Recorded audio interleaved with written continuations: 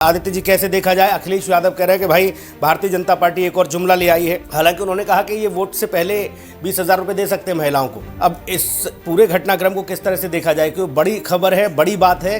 तो ये सच तो ये है कि हर पार्टी को आज के तारीख पे करना पड़ेगा।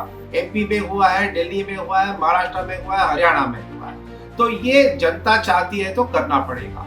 अब जब अखिलेश यादव जी कहते हैं ये पाप की कमाई है, वहीं पे वो 40,000 की प्रॉमिस कर रहे, वादा कर रहे, तो ये कहीं ना कहीं ये मिलता जुलता नहीं है। मतलब दांत एक चबाने के लिए और एक दिखाने के लिए। तो देखिए, अल्टीमेटली सबको करना पड़ेगा, मगर इसके ऊपर इसके कारण जो फिस्कल डेफिसिट जो बढ़ेगा, दुगना हो जाएगा यूपी का अगर ये हो गया तो शायद ये लोगों ने सोचा नहीं है। और मैं इसका एक परिप्रेक्ष्य रखना चाहता हूं कि लाडली बहन जो स्कीम है महाराष्ट्र में मात्र 0.5% जीएसडीपी का है, मगर अगर वही उत्तर प्रदेश के लिए किया जाएगा तो 6% हो जाएगा। मगर मैं इन आंकड़ों में एक मजे की बात आपको बताता हूँ।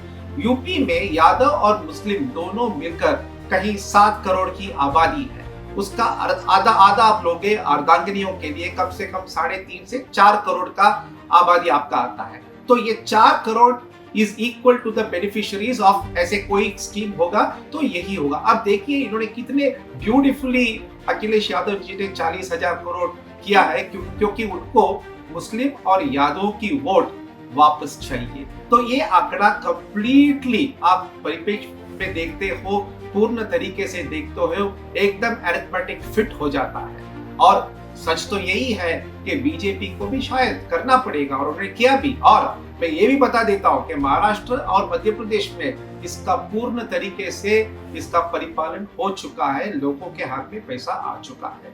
मगर महाराष्ट्र की इकोनॉमी जो है बहुत बड़ी है।